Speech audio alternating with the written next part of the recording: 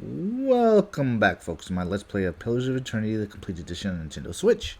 When we last left off, we ended up going to the sanitarium, talking to a statue, coming down here and doing Arloth's personal quest, having him talk to Bella Siege, and now we're going to continue the main quest. So let's hop to it. Let's see what we can find.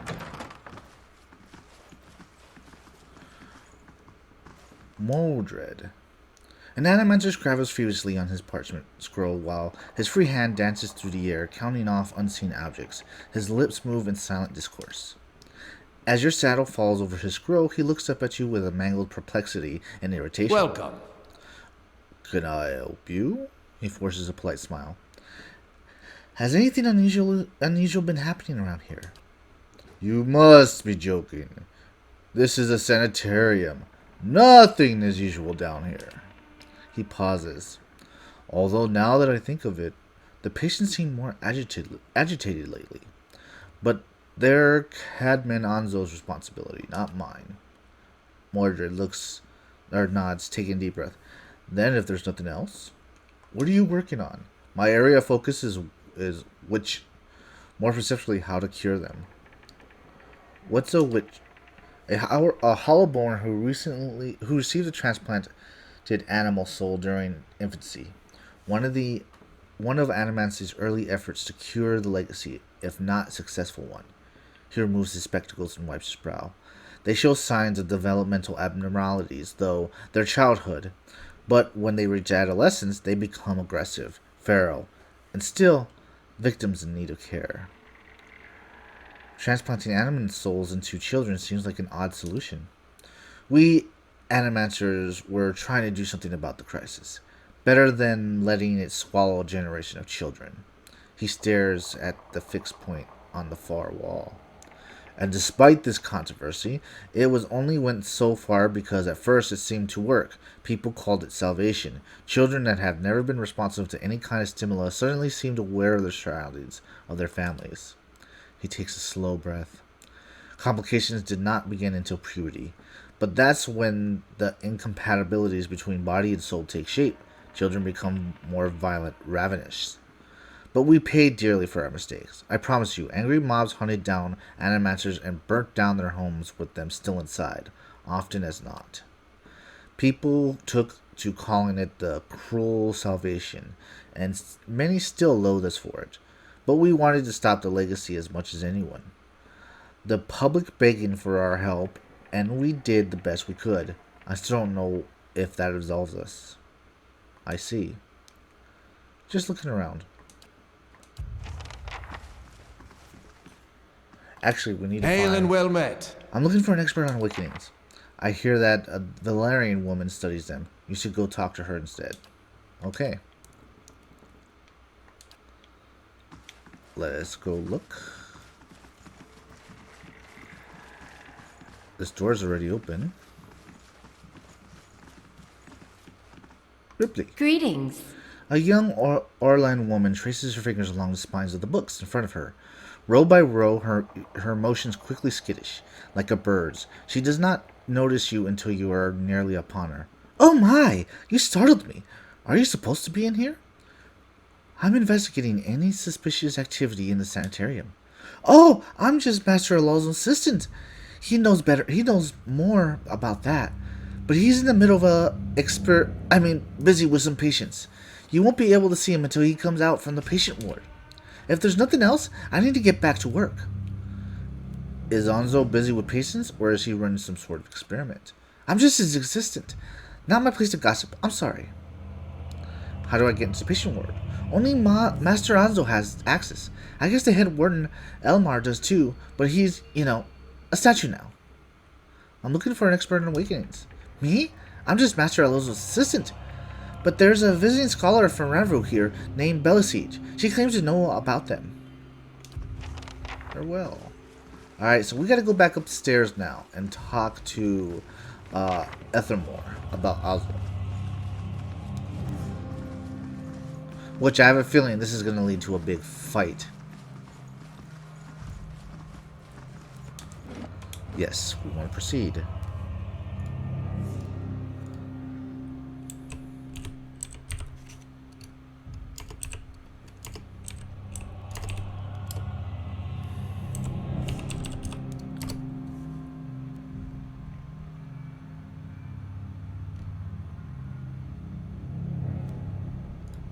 Okay, back up top. That didn't take too long.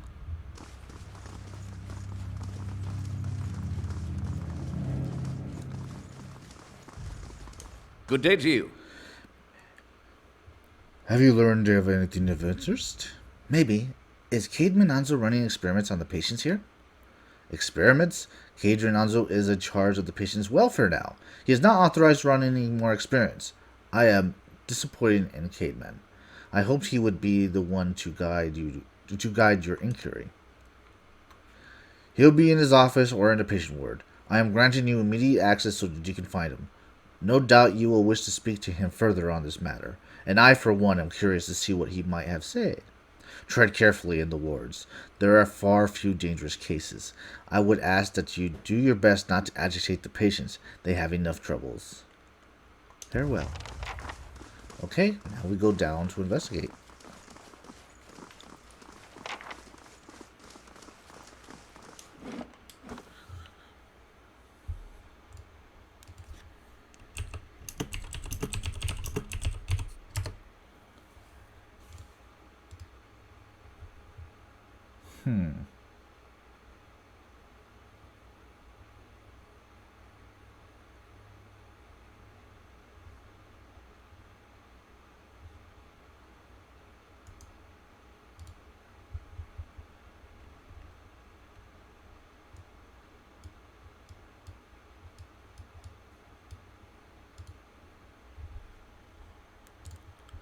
Okay, we're back down here. And now let's go to the patient ward. Let us save, however. Just in case, you never know. We could possibly get our butts kicked here.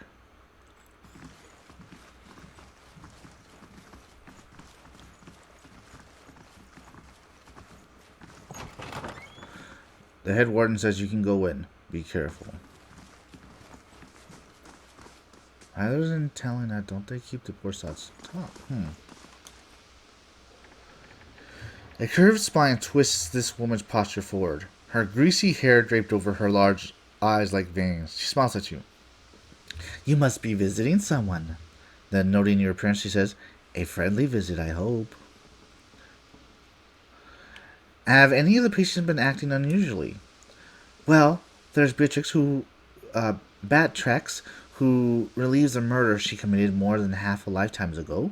Iron Man, who they say only has half a soul, and who was found collecting the faces of others because he believed his own would be a false one. Graham, he speaks in a language no one understands and wails at night sometimes. Different from their normal behavior, I mean. Well, yes, I suppose. But nothing that they didn't volunteer for. Master Alonso lets us know that a number of patients in the North World have been volunteered for a new therapy and would be escorted to his laboratory to receive treatment. The North Ward has our most troubled cases. I'm glad some of them have chosen to get help. It seems to me it's gotten quieter over there since it started. It's Graham I see them talking in the most. He struggles, but he always was a bit of a wild one. Would I be able to visit the North Ward? They like to keep them separate. I don't know that I've ever seen guards allow a visitor, just Master Alonso. You might ask him. He's very sympathetic. Very well. Okay, the North Ward.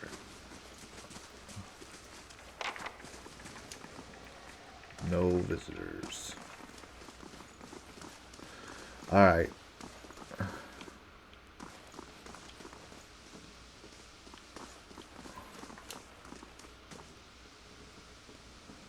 It requires a proper key.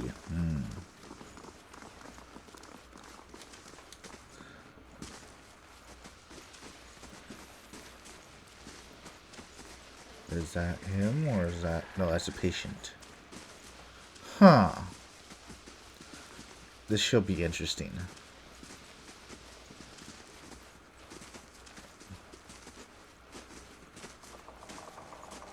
Is it here? Is that... Yep, that's him. A round-faced, balding man turns to face you, his upper lips pulled upward slightly by his pointed nose, exposing upper teeth when he scowls. What's the meaning of this? Ethelmore told me you're not supposed to be doing any more experiments. Yes, well, Ethelmore has done much good for anyone since his soul been moved to an inanimate object, so I fail to see why I should let that sway me.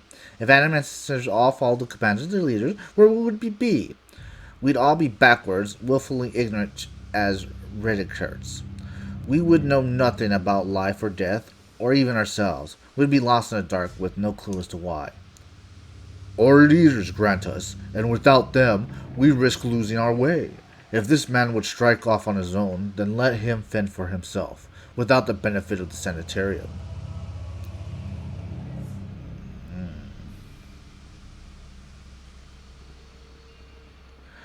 You toy with things beyond our comprehension. It's dangerous and foolish.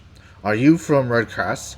Are you Waden himself, risen to smite me for my heretical beliefs and learning who I am and why I exist? Please, you're afraid because men have fought you to be afraid, or have taught you to be afraid, because they were taught to be afraid. These things are only beyond our comprehension because of the fears of people like you. Whom will solve the Waden's legacy? Some church? Some warriors? It will be animators, or it will be none at all. I like access to North Ward. Out of the question. Those patients are in isolation for reasons. She's a patient! That blazing woman knows nothing of the nature of my experience. He balls his fist and digs his teeth into his index finger and growls, simmering beneath a deep slope on his face. Fine, speak to them. For all the good it'll do you, I'm sure the discussion will be fascinating. He pulls a heavy key from one of his pockets and nearly slams it down on the floor before handing it to you. Heard you were demoted. How did that happen? Onzo's nose flares and he bares up his teeth more broadly. It's none of your concern. Did one of the others put you up to this, Oddman, that smug weasel? Things went wrong. Everything. I don't know how. I'll never know. He spits on the floor as if to remove a bitter taste from his mouth. Looking for an expert in awakening. I don't have time to give you directions. Go bother someone else. Farewell. Okay, we didn't have to fight. That's interesting.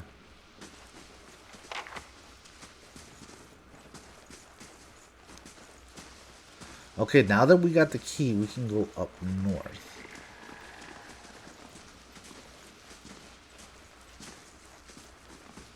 To here.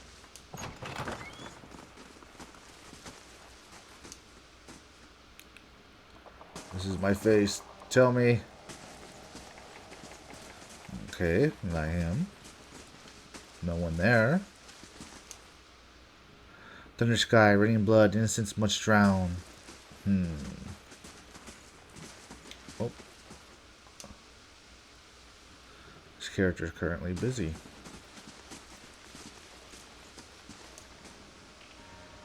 This character is currently busy.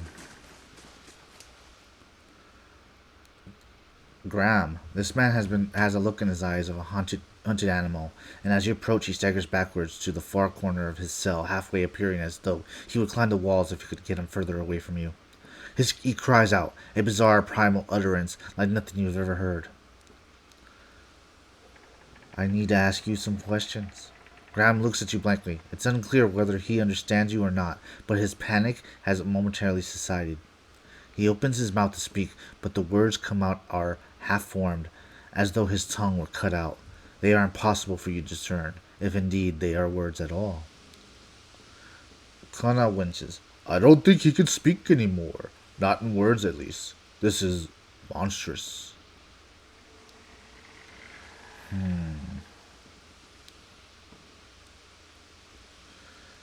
Pharaoh said you've been treated by Cade Minanzo. He looks at you with uncertainty. Slowly, tentatively, he steps closer to the front of the cell. And as he does so, for the first time you can perceive his soul. Within your kin, it is misshapen, as though maned by some jaggering instrument, and large expanse of it has been gorged out entirely. You feel no barriers of resistance. If you wanted to, you could look further into Graham's soul. Let's peer into his soul, shall we? You project out the main soul in front of you, merging with it. It's confusing, and fears becoming yours as it whisks you into its depths. You are in your cell. A key turns. The door creaks open on neglected hinges. Thoughts come to you in waves, incomplete, broken, fearful. Standing at the door is a round, balded man. His upper teeth, pointed nose remind you of a rat. He beckons, apologetic. You don't want to go. Anything else. In your mind is a single word, and that word is no. But it dissolves before you reach your lips. You press against the back of the wall, cornered. You cry out. In the darkness, you fight against an unseen restraint. You cannot move your arms or legs. The man walks into the room carrying a lit candle. Its meager flame casting a long shadow across the books and the machinery. Straps bind your arms and legs. Cold metal circumscribes the crown on your head and the breadth of your chest. The man is sorry. He is in need of raw materials. The dismantle is his work, and he needs another source. He needs to show them he was right. He thanks you. He turns the knob, and you can feel yourself begin to crack from within, and you can feel pieces of you torn away, like having your insides chewed by a horde of rats, and you are screaming, a scream you can barely hear.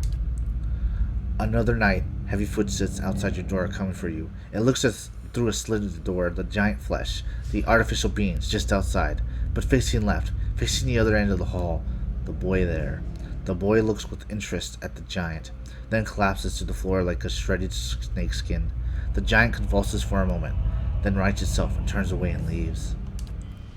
Graham looks at you, still wide-eyed, but somehow more present. He nods at you, then walks back to the end of the cell. Oh. This might not be good.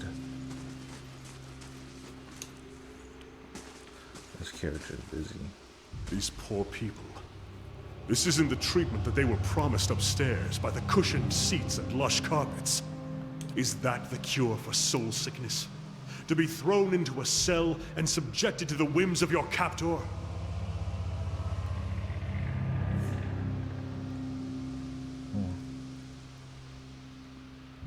These animancers are as mad as their patients. But if we are treated like this, the sanitarium would never survive. What did these patients do to warrant such conditions? There's as many who come here to cure. There are just as many who come here and are cured for their ills. People who would otherwise cast aside. I hope so. Kana takes a deep breath. You're probably right. It's just hard to see. Let's be on our way. This place gnaws at the soul.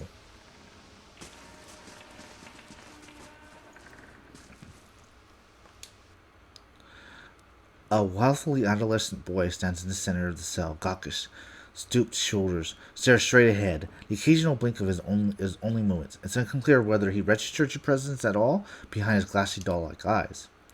He stares at the barriers between your soul and heart, thin and posturous, easily bypassed if you wish to reach for a soul. You close your eyes and edge forward towards the boy's soul. As you near, a sudden malice comes over you. You are cold and warm all at once, sweating and shivering and straining for breath, as you did on the caravan journey. The soul you approach is the wrong one, a parasitic plant that strangles the host. It is predatory and pitiless, and you have crossed the paths with it before. Too late does it occur to you to retract, and already you feel yourself plunging into some immense abyss and thought and memory. You are standing in a cell now, the same cell in the sanitarium. The halls are moonlit and empty, and you are waiting. At the far end of the ward, the door opens, revealing a flesh golem in a silhouette beneath the stone and archway. It makes its usual rounds, the same stops every time. The misgotten child of despondent creators. When the construct is close, you coil yourself up and spring forward, passing out of the boy's body as though it were a membrane. You can sense his body behind you collapse into the floor as a puppet whose strings were cut. You rush towards the golem now, bodiless, gusts of wind. Quickly, you think to yourself quickly, and you feel the strength of the hammering from your soul as you dart towards the makeshift abomination. You pass into the golem's cell and overtake it, the soul implanted within, encircling it, suppressing it, and containing in the new vessel. You are strong again. You step heavy foot footed down the corridor, unheeded by other constructs, and scrutinized only by the wary, untrustworthy eyes of the mad. Coming at last to an office piled with books and scrabbled papers, the perceived implements of animancy. You set your oversized hand upon a large machine, a nest of globes, tubes, and coils in the center of the room, and go to work, bending and wiring untitled alignments. Your surroundings are pulled past you. Perhaps you are pulled back past them, and they dissolve into a blur. When they settle into a place again, you are outside on the clear day, standing in front of a crowd, shackled high above you on the seats of an amphitheater. You are acting for the crowd, standing deliberate, still. This is no play. A balding man with the rodent-like features is strapping you to a machine, the one you had tempered with. When you see the arms for the first time, they're short and fleshy, unmistakably those of a little girl. But this body is not truly yours. Your mind still holds the same determination, the same hardness as before. The body itself is cold and vigorous. Unlike the others, this one has no soul of its own. The man speaks, and the crowd applauds with an enthusiasm worthy of a hero's entrance. "Bear witness!" he says as he pulls a lever. The minute shivers and sparks, and beards of sweat rolls down the side of the man's brow, but the crowd is apprehensive, quickly giving way to awe as the crystal globes fill with radiant mists that cast the entire theater aglow. He opens the valve, and the glow crawls through the tubes along the length of copper wiring that runs to the seat of electrodes beneath the amphitheater. You feel nothing when it reaches you, as it should be, for you have been leading this work astray periodically for some time, altering notes, settings, and playing puppeteering for a holoborn. But you made it look how people would expect it to look when the body is infused with the soul. In a moment, the machine goes dark, and the man unstraps you, eyeing you with a scientist's concern. He looks back at the crowd. "Behold!" he says, putting there is an obvious hesitation in his voice. Slowly you take a prodding step forward, then another. You look up at the man, giving him an eye of contact which no holoborn is capable, and the crowd gasps. The man looks relieved. "How do you feel?" he asks at the volume meant for the crowd. And this is the moment. At the top of your lungs you let out a piercing shriek. The man comes towards you with his hands outstretched, but you run the other way, back into the machine. With all your strength, you drive your head into the crystal globe, and it shatters, streaking your head with warm blood. You drive your head down into the surface of the machine again and again, drawing panic screams from the crowd. And by the time the man reaches you, your body has already ceased to properly function, merely twitching on the cold ground. Satisfied, you depart the corpse and search for another unsuspecting host. Who could put their faith in animancy now? You are pulled again from your surroundings, transcending the boundaries of memories and lifetimes. Deeper and deeper, betrayals and murders, lies upon lies that form a thick webbing of plots beyond mortal comprehension. You settle at last on a room you have seen before, an expansive, tall device encasing Hydra monoliths in the center. The room is filled with people, and people look at the device. You are yanked suddenly back into reality. Once catatonic boy in the cell is looking directly at you, appraising calculation. There is no mistaking now that it is the soul of the man who caused your awakening that gazes from the hollowed husk. A watcher. You made me into a watcher. I need you to undo it. Is that so? He makes no efforts to hide his disinterest, but he continues to search your eyes. He makes a slight grunty noise. His eyes soften for an instant, and it seems for a moment that he recognizes you. He opens his mouth to speak, and he seems to think better of it when he was about to say. His jaw tightens. I know your look. You hunger. You hunger for answers that elude you. It gnaws at your soul. It usurps your reasoning for being. You are like everyone. I will help you let go. He dodges backwards with a startling grace, putting himself out of reach. On his face there is no malice, only the dispassion of a farmer putting down his sick animal. Then suddenly he stumps forward.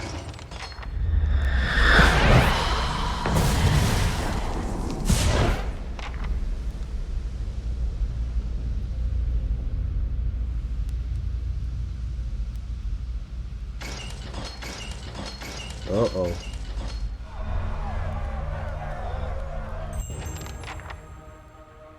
And we will stop there, folks. As always, subscribe if you're new here. Hit the like button if you like, the dislike button if you dislike. Hit the bell thing so it rings, and I will see you next time. Hope you later.